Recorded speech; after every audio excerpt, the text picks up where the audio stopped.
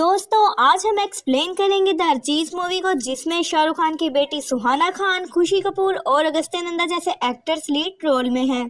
इसलिए मूवी को देखने से पहले हमारे चैनल को सब्सक्राइब करें।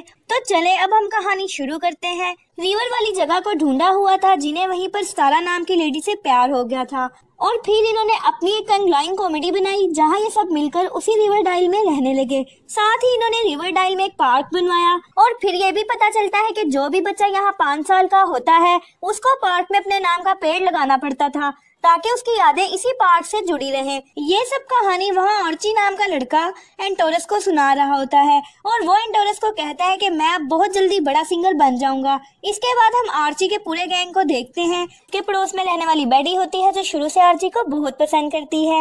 वहीं पर हम वेरोनिका नाम की लड़की को देखते हैं जो अभी अभी लंदन से रिवरडाइल में अपने बाप हीरम के साथ रहने आई है। वेरोनिका को सब लोग रोनी कहकर बुलाते हैं। इसके बाद हमें रेजी को दिखाते हैं जो कि रिवरडाइल की बहुत बड़ी एजेंसी के ओनर का बेटा होता है। फिर इनमें आखिरी साथी होता है टर्टल जो कि बहुत शर्मीला लड़का होता है और ये सब एक ही क्लास में पढ़ते हैं। तो अब हम रोनी के बाप हीरम और उसकी बीवी हरमाइनी को देखते हैं जिनसे वहाँ का काउंट लीडर डाउसन मिलने आता है, जो उनसे कहता है कि मैं इस शहर में आपकी वजह से बड़ी बड़ी दुकानें और होटल्स बनाने वाला हूँ। वो हीरम को कहता है कि एक बड़ा होटल हम शहर से बाहर बनाएंगे, पर हरमाइनी कहती है कि नहीं, हम होटल रिवरडाइल के पार्क में बनाएंगे जिससे बहुत ज्यादा मुनाफा होगा। इनकी ये बात सुनकर हीरम कहता है कि ये काम बहुत मुश्किल है क्योंकि यहाँ का कोई भी बंदा पार्क को उजड़ने नहीं देगा, इसलिए इस मैटर में मेरा नाम नहीं आना चाहिए। इसी बात को लेकर इन दोनों में एग्रीमेंट हो जाता है। इसके बाद बेडी अपने बचपन की दोस्त रोनी से मिलने आती है जहाँ पे ये दोनों बातें करते हैं। रोनी बेडी से आर्ची के बारे में पूछती है कि अब वो कैसा लगता है। इसके बाद ये दोनों आर्ची की बर्थडे पार्टी में जाती हैं जहाँ पर इनके स्कूल के सारे बच्चे आए हुए थे और ये सब रोनी को देखकर हैरान हो जाते हैं। फिर सब मिलकर खूब मजा करते हैं।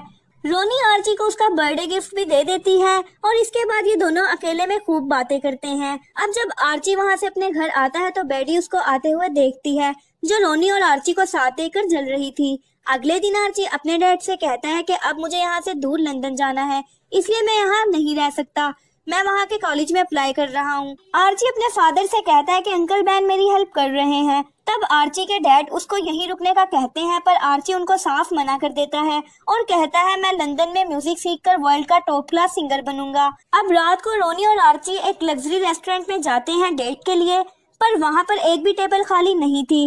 इस पर रोनी सीधा अपने डैड को कॉल करती है और उनको एक टेबल मिल जाता है।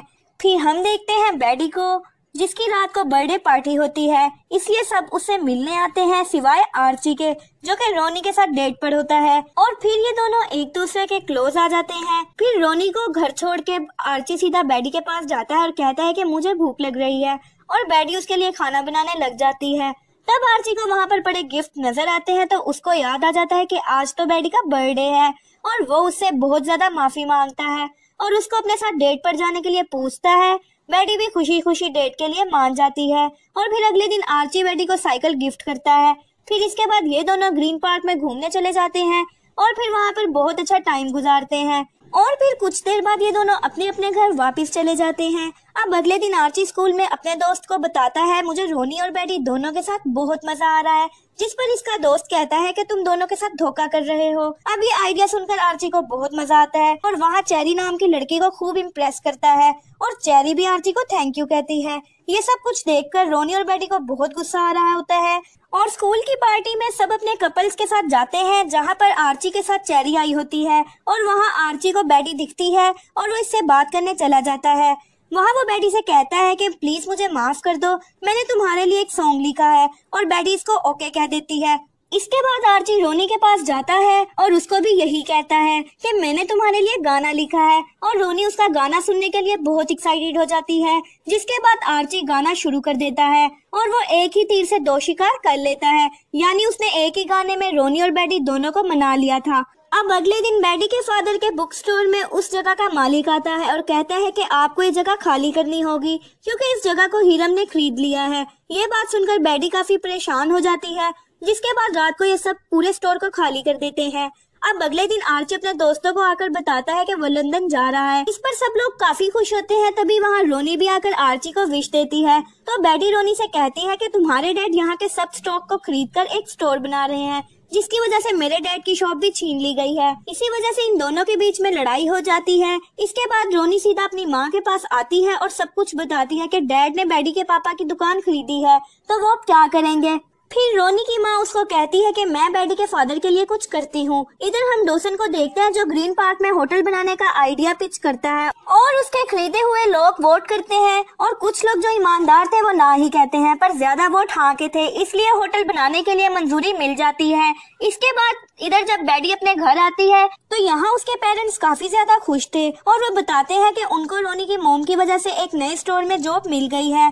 बैडी भी सोचती है कि उसने रोनी के साथ बहुत गलत किया, जिसके बाद बैडी रोनी के पास जाकर माफी मांगती है और दोनों की दोबारा दोस्ती हो जाती है। अब इसके बाद रात को आर्ची के फादर की एनिवर्सरी में सब आए होते हैं, जहाँ बैडी और रोनी साथ मिलकर डांस कर रहे थे। तब उन दोनों को देखकर आर्ची कहता है कि काश मैं दोनों को साथ में डेट कर पाता, पर जगहेर जो सिर्फ खाने में मगन था वो इसको कहता है कि तुम पागल हो गए हो, इनमें से बस किसी एक पर ध्यान दो। पर आर्ची को कुछ समझ नहीं आता और वो भी इनके पास जाकर पार्टी एंजॉय करने लग जाता है। और पार्टी खत्म होने के बाद सब लोग ग्रीन पार्क में होटल बनाने का डिस्कस करते हैं, जहाँ सब कहते हैं कि ग्रीन पार्क हमारी सबसे पुरानी याद है, हम ग्रीन पार्क को नहीं खो सकते।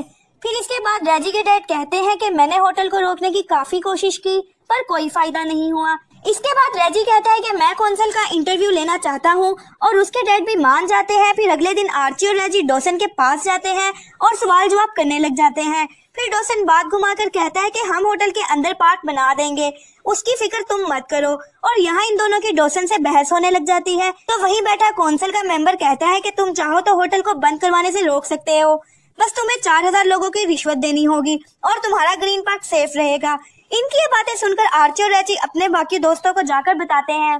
फिर रेची कहता है कि मैं पेटिशन पर साइन के लिए अपने फादर के न्यूज़पेपर में आर्टिकल लिखूंगा और फिर हमें आसानी से साइन मिल जाएंगे।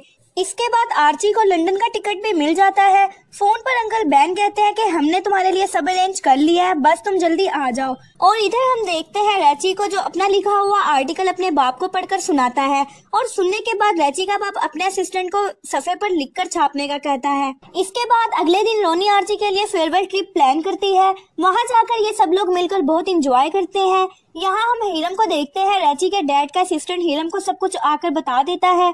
फिर हीरम सीधा रेची के डैड के न्यूज प्रेस में आ जाता है और छापने से रोक देता है। फिर हम लेक हाउस में आर्ची के गैंग को देखते हैं जो अभी भी कितनी गेम्स खेल रहे होते हैं और आर्ची और रोनी दोनों दोबारा रोमांस शुरू कर देते हैं, जिनको बैडी दूर से देख लेती है और दोनों को साथ में देखकर बैडी का दिल टूट जाता है। इसके बाद ये सब अपने घर चले जाते हैं। अब अगले दिन आर्ची जब न्यूज़पेपर पढ़ लेता है और उसको कहीं भी रेची का आर्टिकल नहीं मिलता, जिसके बाद रेची और आर्ची दोनों इसके डैड के पास जाते हैं। तो रेची के डैड कहते हैं कि मुझे नहीं पता था कि उस होटल के पीछे हीरम का हाथ है और हम हीरम पर कुछ भी नहीं छाप सकते क्योंकि वो हमारी एजेंसी को फंड करता है। और जिसके बाद आर्ची और रेची दोनों स्कूल जाते हैं। रोनी फिर मिलने आती है तो ये दोनों रोनी को बहुत बातें सुनाते हैं कि तुम्हारे डैड ग्रीन पार्क में होटल बना रहे हैं और वो हमारा आर्टिकल भी छापने नहीं दे रहे। ये सुनकर रोनी फौरन अपने बाप के पास चली जाती है और कहती है कि आपको पैसे के अलावा कुछ भी नजर क्यों नहीं आता। और यहाँ इन दोनों बाप बेटी के बीच बहस हो जाती है। इसके बाद हम आर्ची को उसके बाप के पास बैठा देखते हैं, जहाँ उसके डैड उसको लंदन जाने के लिए तैयार कर रहे थे।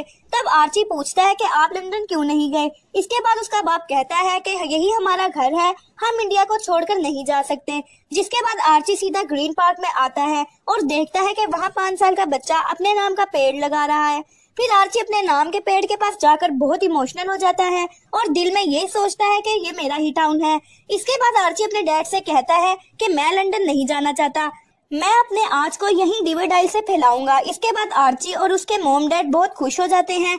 अब अगले दिन आर्ची और उसका पूरा गैंग मिलकर पार्क को बचाने के लिए नया प्लान सोचते हैं, जहां उन सबको रिवरडाइल के लिए पेटिशन पर सिग्नेचर करवाने थे। पर यह काम बहुत मुश्किल था। आधे लोग तो हीरम के वफादार थे, इसलिए वो सिग्नेचर नहीं करते थे। और फिर हम रोनी को देखते हैं जो स्कूल जाना बंद कर देती है और अकेले ही रहने लग जाती है।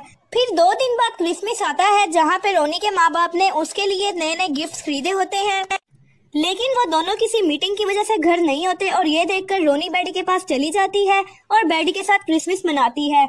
रोनी और बेटी एक दूसरे से बातें करती हैं। ये सब सुनकर दोनों को पता लग जाता है कि वो इन दोनों को चीट कर रहा है। ये जानकर दोनों जगहेड़ को पकड़ लेती हैं कि हमें सच यही बताएगा। इसलिए वो जगहेड़ के हाथ को बांधकर उसके सामने उसकी फेवरेट डिशेस रख देती हैं। लालच में आकर जगहेड़ इनको सारी बात बता देता है कि आर्ची तुम दोनों को ही प्यार करता है और जो गाना उसने गाया था वो तुम दोनों के लिए ही गाया था। ये सुनकर दोनों के होश उड़ जाते हैं और आर्ची के पास जाती हैं और उसको उठाकर सच पूछती हैं। तब आर्ची उनको कहता है कि हाँ ये सच है, मैं तुम दोनों से ही प्यार करता हूँ और मैं तुम दोनों का ही दिल नहीं तोड़ सकता। ये सुनकर आर्ची और रोनी इसको कहती हैं कि तुम हमारे बहुत अच्छे दोस्त हो और फिर ये कहकर वो वहाँ से चली जाती हैं। अब अगली सुबह ये लोग वोट गिनते हैं तो 1200 ही वोट होते हैं, यानी कि 3300 वोट की कमी थी, जिस पर आर्ची कहता है कि हमें वोट के लिए सबको इकट्ठा करना होगा। फिर टटर कहता है कि मैंने एक ट्रायल रेडियो बनाया है जिससे हम लोगों तक पहुंच जाएं।